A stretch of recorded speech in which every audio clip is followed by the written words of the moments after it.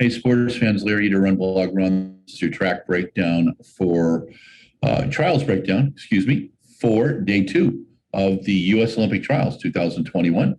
Larry Eater, I'm in Springfield, Oregon at my favorite Motel 6 in North Eugene. Rooms are nice and clean, $79.81 instead of the monstrous charges at the Hiltons of anywhere from $250 to $430 a night. Think they're trying to just totally hose people? Okay, that's my rant for today. Fun day yesterday, and God, where do we begin? I mean, it's going to blow your mind, but let's see some of the kind of fun stuff.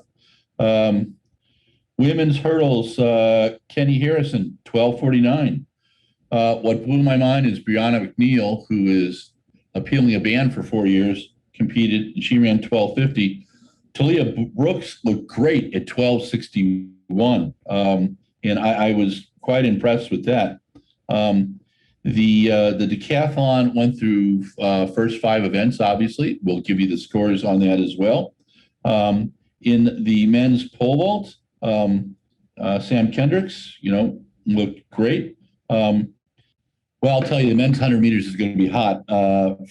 First heat, Kenny Bednarek won in 10:07 with Isaiah Young and Cravon Gillespie, and Cravon Charleston didn't make it. Took 10:20 to move on. Heat two, the man of 2021, Trayvon Bromell, 9:84. Justin Gatlin, 9:93, and Mika Williams, 9:95. But because it was so fast, Jalen Bacon and Michael Rogers move on. Heat three, Marvin Bracey Williams. Lance Browman told me to watch for him. And 10 flat. Christopher Belcher, 10:01. Kyrie King, 10:05. Brian Anderson, 10:12. Matthew Bowling, 10:13. But Heat four, this is where it's at, baby. Ronnie Baker, 9:88. Fred Curley, guy who I thought should be in the 400s at the 100 and 200, just ran 9:93. And in third place, Noah Lyles, 9:95. I think that'll wake up Noah a little bit, but I also think that Noah wouldn't be there if he wasn't supposed to. Men's pole vault, let's see, what did I tell you? Okay, so they had to do 5:65, and how many guys qualified? 13, or no, 12. And our friend Sam Kendricks, he started at 5:40, went 5:50, 5:60, 5:65, all on first, as did Chris Nielsen. Chris Nielsen, Branson Ellis, Sam Kendricks, Casey Lightfoot, and Jacob Wooten all have the Olympic standard. Okay, so which is big deal. And then the women's 1500. Wow, tasty racing. Let me tell you. In Heat one, Ellie Perrier St. Pierre, 4:09.18 won. Jenny Simpson, woman who's won 5 medals on the global stage, 4:09.92. Danny Aragon, the daughter of Chuck Aragon, Notre Dame grad, 1984 Olympic qualifier, 3:34 guy. Fine photographer now. Check him out on Instagram. He was third. In fourth, she was third, and she looked great. Stayed out of trouble.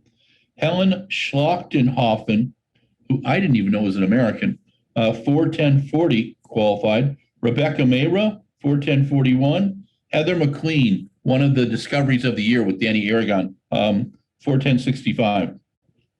Heat two, Nikki Hiltz. Wow.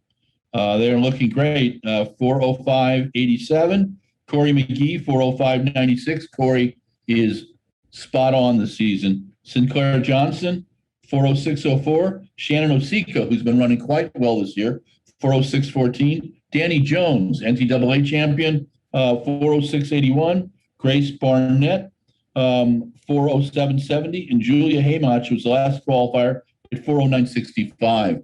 That 1500 is going to be really hot. And, I'm not even going to try to predict it.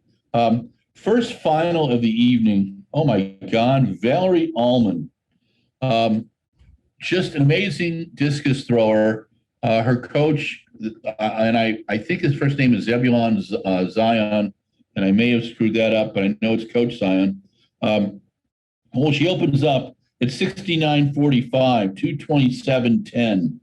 Then she goes 69.92, 229.5. Then 66.36, a 68.65, a 68.46, and a foul. She wowed the crowd. I mean, she was so far beyond the qualifying marks, and she is having fun. She jumps up in the air. She's quite entertaining. I want to see her against Sandra Perkovic from Croatia. That is going to be one of the best discus women's finals, and the Cuban throwers as well. It's going to be killer. Michaela Hazelwood was in second at 62.54 with a personal best. Valerie's got the Olympic standard, and third, Rachel Dinkoff also has the Olympic standard. But I got to tell you, Valerie looks to me like a great medal contender. And unless I'm, missing something, and I try not to in this kind of stuff. Men's 800. Men's 800 is interesting, semifinals. In Heat 1, it was Clayton Murphy winning in 146.26. In the last 50, he went by Donovan Brazier, 146.57. It looked like Donovan was just, I couldn't tell if the heat was getting stuff out. And then Brandon Kidder was in third at 146.97. So those are the three that moved on. And then in Heat 2, that's where the action got really hot. Bryce Hoppel, 146.00, fastest time. Isaiah Harris, 146.16. Isaiah Jewett, 146.18. Daniel Nixon, 146.21. And Samuel Vose, 146.39. It was sad for me to see that Drew Windle didn't move on, the 2018 silver medalist, and Eric Sawinski, who's been around since Noah. The guy's made 13 national championships. And Eric pushed it. He did everything that he could. Women's 400 semifinals. Wow. Where do we begin on that one? Okay. We'll start with Allison Felix playing a little bit with Kendall Ellis. Came up alongside her in the first in Heat 1. Kendall pushed a little bit, 50.83. Allison Felix, 51.01. Shea Anderson, 51.27. Jessica Beard did not go on. Natasha Hastings did not go on in 52.35. She finished eighth. In the second semi, Quinera Hayes, who we interviewed on Socialing the Distance, she was a lot of fun. She won in 50.07, fastest time of the day. Wadaline Jonathas, 50.24. Kaylin Whitney, 50.35. And Lynna Irby, we also interviewed her on Socialing the Distance, 55.8. The last qualifier was Taylor Manson in 51.11. The idea is getting to the final. That's going to be a fun one, too. Men's 400 final. There's some exciting things and some sad things going on there. Let's see. First semi. Michael Cherry, 44.5. Elijah Goodwin, 45.10. Bryce Deadman, 45.17. That was Heat 1. Semi 1. Semi 2. Michael Norman. He's looking good. 44.73. Randall Ross, 44.85. Will London, 44.92. Trevor Stewart, 45.05. Vernon Norwood, last qualifier, 45.12. Who didn't go on? Olympic champion, world champion, LaShawn Merritt, 46.27. I talked to LaShawn the night before, and he told me that he knows how to do things and his brain tells him how to do it, but his body's challenging him. And it's sad to see. He is a great athlete, and been totally impressed with him.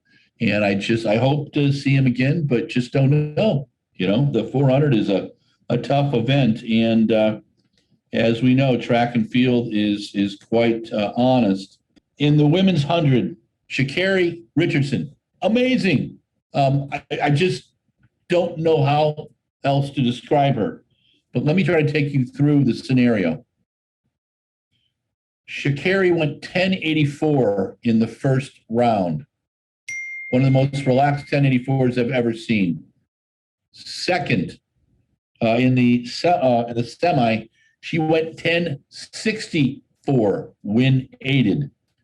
She pointed at the clock for the last 30 meters, and she ran at 1064.